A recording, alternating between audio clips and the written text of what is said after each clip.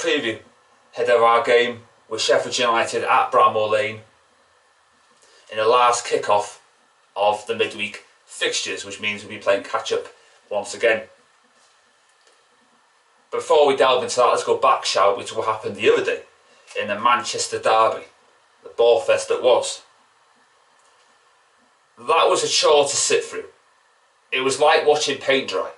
And we have to be very careful that we don't become a guilty pleasure rather than must-see TV.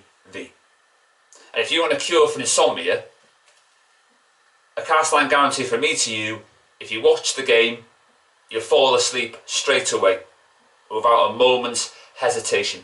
That's how bad it was. I thought Bruno had a shocker. He should have passed it to Rashford on the win, but instead he gives it straight to a Man City player. Is he colourblind or something? You pass it to the red shirt, mate. You don't pass it to the blue shirt. There's a difference there. Idiot. McTominay should have scored when the ball was whizzed across the face of goal, but he just couldn't adjust his feet in time. But if he did, it would be 1-0. He's got a superb goal, didn't he? And crowds were allowed in the stadium in the last game. Paul Pogba does not score that goal, by the way. It was a covered in quality strike, a once-in-a-lifetime hit, and the best derby goal you ever see. Nobody will match or go above that. So let's say we're going to pick head of Sheffield United game. De Gea in goal. Wamba Crapper at right back. Twanzi Bilinda at centre back. Pascal Seagon with hair, the squid, which is Maguire, by the way. He was saw hugging John Stones. There's no wonder you've got 4 relegations on your CV there. And that illustrates that even more. He must have been a tree hugger in the previous life. Just what the hell was he doing? He does know nothing about rivalry. And I think top Reds, I think they are the problem, to be honest. They don't think, oh, Man City the rivals, Liverpool the rivals. You know what I mean? Just read up on the club's history. You should know that. It should be imprinted in your memory. Ridiculous. At left back, got to be Telles. We play better football at left back when Telles is there rather than when the salad dodger's there. It's a cast-line fact, you know. Why does the salad dodger come into the team straight away? All he has is favourites. He's playing his special friend. They must be having some sexual relationship somewhere. Because you don't come back into the Man United team automatically, especially after injury. You know, he cost us the salad dodger against RB Leipzig. You know, he had to be taken off because he was embarrassed. He should have been hooked off, you know, and a real hook with his neck and taking him off like that. That's what should have happened to him. Disgrace of a footballer. I mean, what are we doing? We're supposed to be Man United Football Club, not bloody Scunthorpe or, you know, Cardiff City. You know what I mean? We have standards years ago. Where have they gone? In the bin, it seems. Ridiculous. Midfield 2, McTominay and Fred. McTominay coming in with loads of hate. Once again. You know, because they want Van der Beek to play in his position.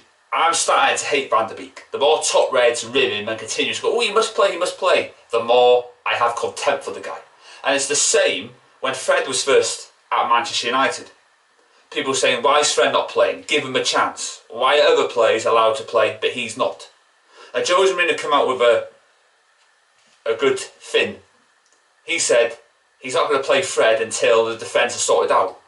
You know? And I will give Ollie a little bit of credence on this issue. He has only bought 1 centre-back. Jose Mourinho was allowed to bring 2. So on that basis, Ollie should have brought in a centre-back. But we're only linked with 1, Gabriel, and Ben Nadeshi. We just linked with him for about 1 day. You know, nobody else spoke about him after that. So McTominay and Fred, you know, for McTominay, don't hate, appreciate. And people need to stop having a go with him and support Manchester United Football Club. Stop acting like pundits and tactical geniuses. You're fans. Stay in your lane and keep thinking that and keep doing that. Up front, it's going to be Rashford, Bruno Fernandes, and Juan Mata. And I'll put Cavani there as well. I'll put Cavani there for, even though we don't know if he's going to play yet, but I'll put him there. He should do a fantastic job. We missed him against RB Leipzig as well. So I'm going to go for a 4-0 victory for Manchester United Football Club. Now, Sheffield United are now officially the worst side in Premier League history. They've eclipsed the Derby County team, and it remains to be seen whether or not they are going to equal their tally or get lower.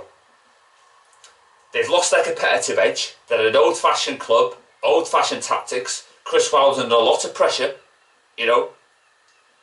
He did a good job last season, but that was because of Henderson. And they need a win, because they can't buy a win for love or money at the moment. They'll be up for it, but we've got quality. They haven't. We should beat them black and blue. We have nothing to be scared of. Sheffield United hoof the ball to the strikers. They play Sam Allardyce football, Tony Pulis football, and it's not great to watch. And you're going to see that again, aren't you? On Thursday. So that's a wrap for this preview.